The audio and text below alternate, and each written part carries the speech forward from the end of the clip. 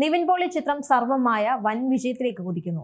Cinema Nivin പോളിയുടെ കരിയറിലെ തന്നെ ഏറ്റവും വലിയ ബോക്സ് ഓഫീസ് ഹിറ്റ് ആയിരിക്കുകയാണ്. 2015 പുറത്തിറങ്ങിയ പ്രേമത്തെ ആഗോള ബോക്സ് ഓഫീസ് സർവമായ മറികടന്നു 100 കോടിയിലേക്ക് കുതിക്കുന്നുണ്ട്.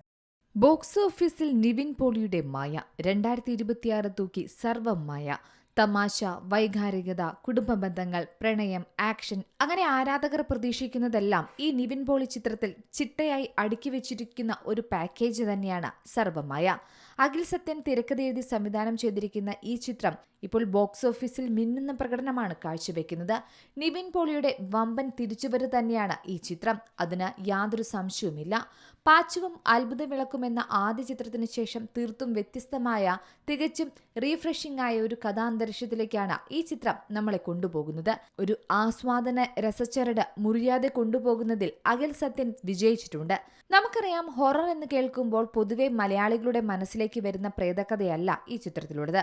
പ്രേതം എന്ന സങ്കല്പത്തെ ഫീൽ ഗുഡ് എന്ന ജനറിലേക്ക് സമന്വയിപ്പിച്ചാണ് ഈ ചിത്രം എത്തിയിരിക്കുന്നത്. ഈ പ്രേതം ഒരിക്കലും ഒരാളെ പേടിപ്പിക്കുന്നതല്ല. ഈ പ്രേതത്തോട് നമുക്ക് ഇഷ്ടവും അടുപ്പവും തോന്നിപ്പോകും. സർവമായ എന്ന ചിത്രം വ്യത്യസ്തമായ ഒരു ചിത്രമാകുന്നതും അതുകൊണ്ട് തന്നെയാണ്. അതായത് മലയാളത്തിൽ അത്രയധികം പരീക്ഷിക്കാത്ത ഒന്നു തന്നെയാണ് feel good plus horror genre എന്ന് പറയാം. പ്രേക്ഷകർ ആഗ്രഹിക്കുന്ന തരത്തിലുള്ള ഒരു നിവിൻ പോളിയാണ് ഈ ചിത്രത്തിലൂടെ കാണാൻ സാധിക്കുന്നത്. അബദ്ധം പറ്റുന്ന, ചമ്മുന്ന, നിരാശ അനുഭവിക്കുന്ന പ്രഭേന്ദുവായി കളം നിറഞ്ഞാടുകയാണ് ശരിക്കും പറഞ്ഞാൽ നിവിൻ പോളി. നിവിൻ പോളിയുടെ ഉറ്റ സുഹൃത്തായ രൂപ എന്ന രൂപേഷായി അജു വർഗീസും കയ്യടി നേടുന്നുണ്ട്. നിവിൻ അജു കോംബോയിൽ നിന്ന് പ്രതീക്ഷിക്കുന്നതെല്ലാം ഇന്ദുട്ടിയും രൂപയും ചേർന്ന് പ്രേക്ഷകന് നൽകുന്നുണ്ട്. ഡെലുലുവായി റിയ ഷിബു അതിഗംഭീര പ്രകടനമാണ് കാഴ്ചവെച്ചിരിക്കുന്നത്. അതിനാൽ തന്നെ ഇതിന്റെ എല്ലാം ഫലമാണ് ഇപ്പോൾ ബോക്സ് ഓഫീസിലും കാണാൻ സാധിക്കുന്നത്. സർവമായ 50 കോടി ക്ലബിൽ നിസാരമായാണ് കയറിയത്. ക്രിസ്മസ് റിലീസായി എത്തിയ സിനിമ 5 ദിവസം കൊണ്ടാണ് 50 കോടി നേട്ടം കൈവരിച്ചത്.